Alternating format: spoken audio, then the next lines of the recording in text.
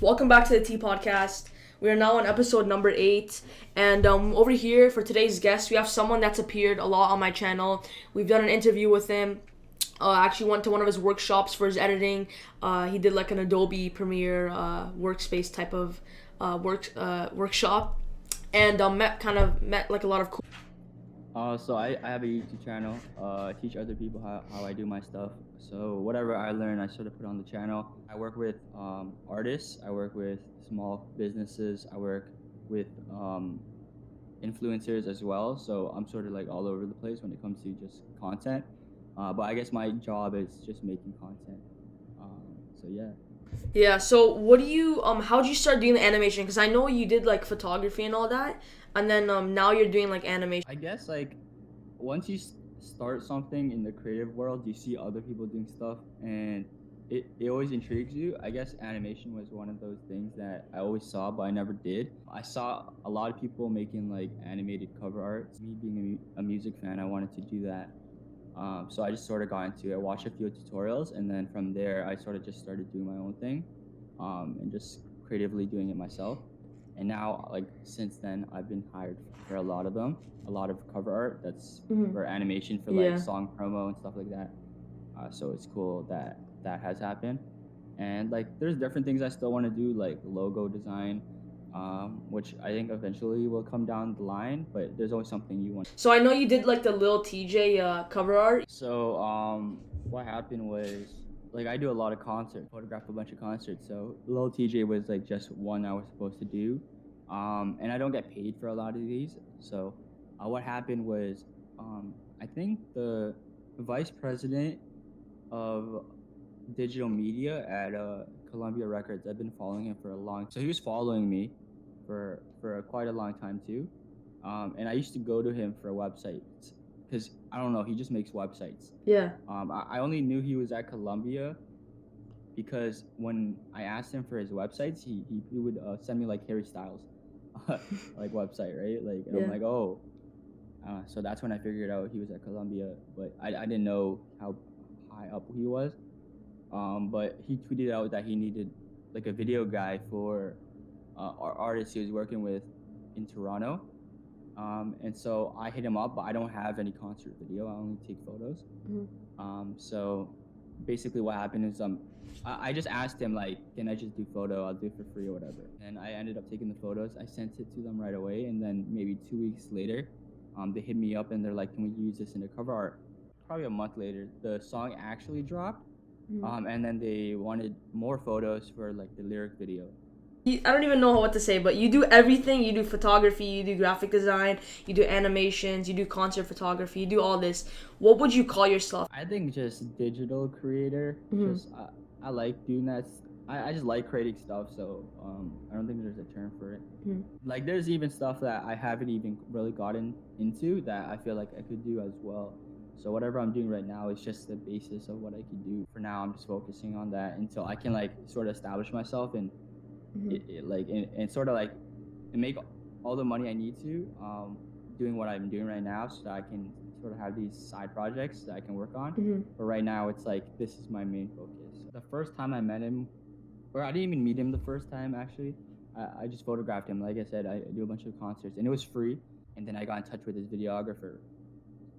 So his video at this time I have his number and he's following me, right? Yeah. So I know like the next time A-Boogie comes through, He's I'm gonna able contact to you. probably contact him or something. So my idea was I was getting a media pass, probably one of the only media passes at the show because no one got a media pass, but I got it through his videographer, and I'm like, I probably should take advantage of it because I'm gonna meet A-Boogie backstage. So so I printed 2 photos, and You just gave he it to just him. signed it. Yeah. He just signed it at the end because he was taking pictures with like some of the artists and like staff and stuff like that. I just got him to sign it, so that's how that happened. I'm in touch with a couple of photographers, videographers, so Yeah. I feel like it could happen again. Like It's all about networking. even on my podcast, like maybe 3 years ago, I had Joe Moore, a couple other people, smaller artists that I know of now, just because of their photographer or Yeah. videographer. But yeah, Yeah, so I know I saw your podcast. It was like the Vancast like a few months ago, and I legit watched the whole podcast while I was editing. And you said Yeah. that you dropped out of university for 1 month. And is that Yeah. still like a thing, or did you go back? I basically I took it the year off because I wasn't like I wanted to take a break from university. Like I Yeah. just started, but I wasn't gonna finish the semester, so I'm like, okay, let me just come back next September if I need to. Especially because it's a program that I actually enjoyed this time. What is it gonna be?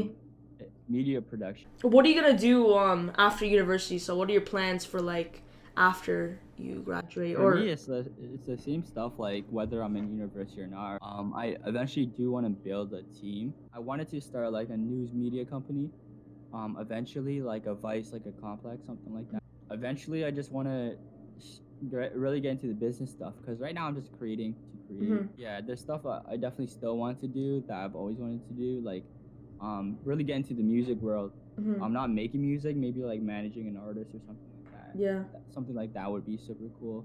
So I know you came back on your YouTube upload schedule and you've been uploading very consistently, always premiering the videos. You said something once where like you learn something and then you want other people to learn it, so you just do a tutorial like that. Yeah, I mean, yeah, like there's stuff people don't teach you, like that.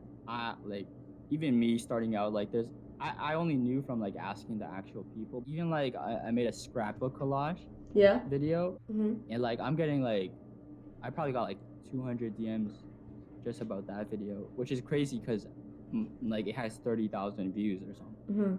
Mhm. Like it doesn't have That's a lot of good. views. Same thing when I made a video about getting a photo pass, media pass. Yeah, that was a good video, to be honest. Like I got a lot of DMs about that. Yeah, I know you started like TikTok and that stuff. Would you? Yeah. So I know it has like one of the biggest reaches right now, and like you can promote basically anything with TikTok. You can promote your business, you can promote your videos, and I see you do tutorials on there too, and I think that's really smart of you doing that. There's a bunch of YouTubers probably watching this, and I feel like you have like over 100,000 subscribers, and like it might seem like a lot. The years you put in the work is like a lot. So how'd you get 100,000 subscribers? I know like that's a question a lot of people want to be answered. Like, how do you get to that milestone?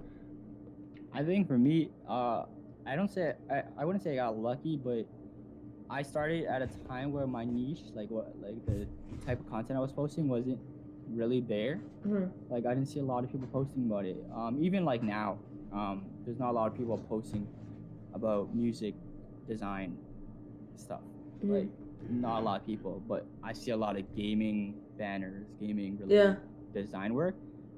So I guess it's like the big thing is like, is the content you're making already there? Because I think if it is, that's fine too. But there's always an advantage of doing something first or doing something early. Yeah. So I guess that was a big play. Building community comes in a lot of different ways. It isn't just comment sections. It's like Discord channels, it's interactions. Facebook groups, it's like it's all over social media. Do reply to your DMs. Just building the core fan base. I was replying to all, like I still reply to most of my comments. I'd say like 80% of it. Yeah. But I used to reply to every single comment. Even when my YouTube channel was at the peak and I was getting like 100 comments a day, I used to reply to all of them. So I think that's important. Just building the community and really giving the people what they want. How long did that take actually to get 100,000? 100,000 probably took like 3 years. 3 years? I think about 3 years, 3.5 probably. Yeah, I've been doing YouTube for about like 2.5 years now, and I've been at I haven't been stuck at 600 subscribers, but I've grown like every month. I'm growing 100 subscribers, and like I'm doing the things I like. I do things that entertain people. I'm doing like a mix of both. I guess the biggest thing has to be, people have like I said before about community, like people, you have to have some sort of sense of community because those people have to be turning on their notification bell or coming back for a subscription, like for a video, coming back to their subscription box to watch the video. So I don't know, like whether that's making like a group chat or like literally replying or contacting people who follow you. Yeah. I guess it's like is a little bit different for channels like that. Mm-hmm. Even gaming channels is a little bit easier because people do search that up, but when it comes to like the content you make, it's a little bit harder. So people have to fall in love with the personality, right? Yeah. So it's a bit different, I guess. Is like I said before, it's just community. It's all community. But like, and it's just posting a lot. You just have to post consistency. A lot. Yeah. Even so many people say it, but like it is true. Yeah, you have to post a lot on YouTube, especially YouTube. I think it's as important to build your Instagram or your Twitter as much as it is to build your YouTube at this point, because like people like those will easily transfer to YouTube subscribers if people really are interested in you as a person, and that can be done like on Twitter or Instagram. Doesn't really matter what platform, but obviously at some point you have to monetize, so I guess that's important as well. But I guess for you the biggest thing is just getting that one very big video. Like I know you have the little Mosey video. It's like 10,000, yeah. Yeah, but I think once you have a couple of those, then it'll start really building. Like 100 subscribers a month is still really good. Yeah. That's pretty good. Well, I wouldn't say a month, but every like 2 months, I guess, like 100 subscribers. Yeah, but that's like as long as there's growth, you know you're doing something. Right? Yeah. I remember last year I was at 341. Now I'm at like 672. Yeah. Also, the thumbnail matters too. I guess like even if you have like, I mean, title matters, but if you have like a good thumbnail, I mean, that's the first thing people see. It's the thumbnail of the video, and it's like it's really trying to separate yourself from other people in that person's subscription box. Yeah. So I really wanna thank you for coming to my podcast and actually like taking the time out of your day to participate. The last question I want to say is, I know like a lot of people ask this at the end of podcasts. What advice would you give to other people that are watching this? I think the biggest thing that has helped me succeed is finding reasons to post, or like finding an excuse to post something. I believe like in terms of social media growth, it's always quantity over quality. Yeah. Always. What can I improve in my videos? Right now, the thumbnails look fine. I think your videos themselves are pretty good. Yeah. Because I watched a few of them. I don't even think it's the YouTube stuff. I think maybe outside of YouTube, just building the audience. Yeah. Because like YouTube, it's just hard to build it itself. I think you need maybe a little bit of help from like people that you just find on Twitter or something like that.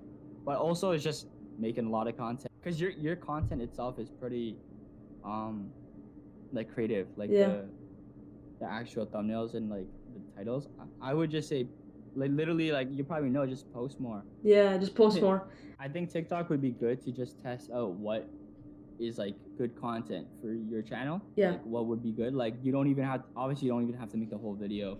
But like just say you have a topic in mind, I would just test it out on TikTok. Like, post a little like thing that would relate to that topic. The biggest growth I've had on TikTok was when I uploaded 99 videos in 1 week. I just put together old Instagram stories, old YouTube videos and stuff like that. I made 99 videos, and I grew maybe 15,000 followers.